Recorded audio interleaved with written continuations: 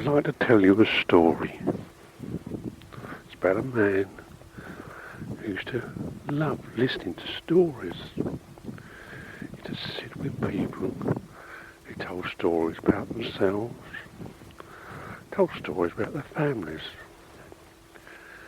And he used to sit and listen and talk about the things they were saying and try to understand what they meant. And look at the fantasies they were weaving in their stories, the realities, the illusions, and how sometimes they changed them, how sometimes they did something or said something that made it seem different. And one day he met a man who ran a school and who said to him, I can show you how to listen more intently, to make more sense of those stories you hear, so you can go on and create bigger and bigger stories. And he thought, well, that's a good idea. I'll go along to this school and see what they can teach me. So he became a pupil. He teaches at the school. They talked about lots of things. They told him about how other people made stories and how other people made sense of those stories, how they created fantasies out of realities,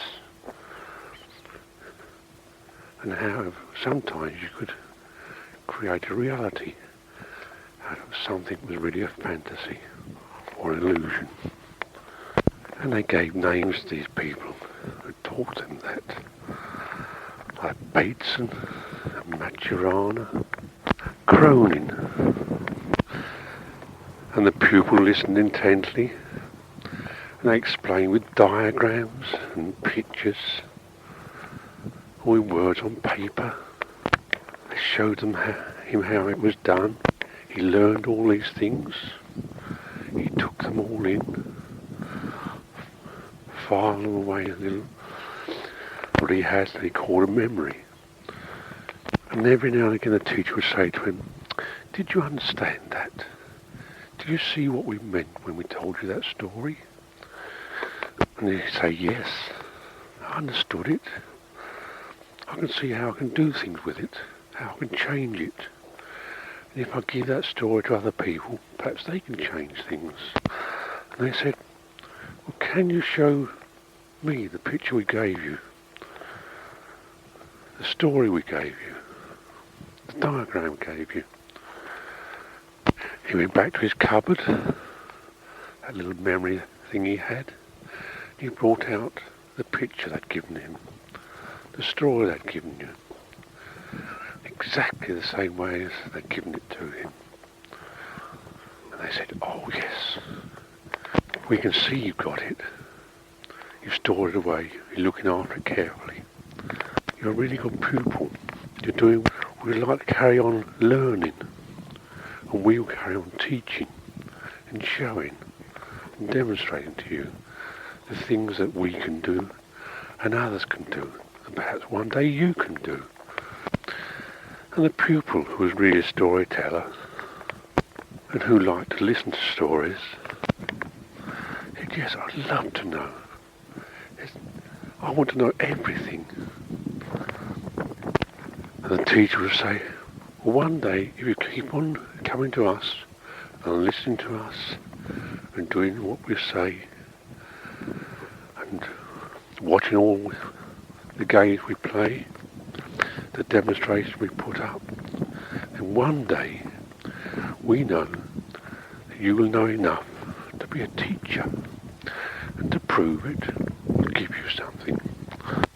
And so the storyteller, who was a pupil, carried on learning and listening and filing away these pictures and these diagrams that they gave him in his little cupboard he called a memory.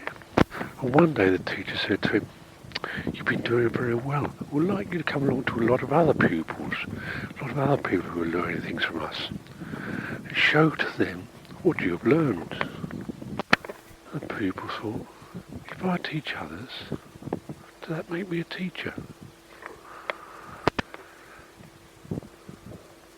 And the teacher said, "No, you won't be a teacher, you'll be a pupil." The pupil thought, "But I'm also a storyteller, and a listener to stories." He wasn't sure where he should be and what he should do and who he'd see and what he should say, what he should show. If he showed too much, would that make him a teacher?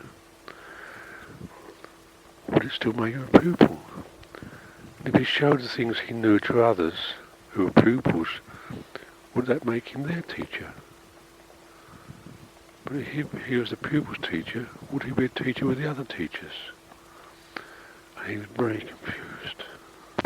But he thought, I want to learn. I want to see what happens. See how things grow, what changes, what makes things work, why people say things and why they do things. So he thought, yes, I'll go along. I'll go on the journey.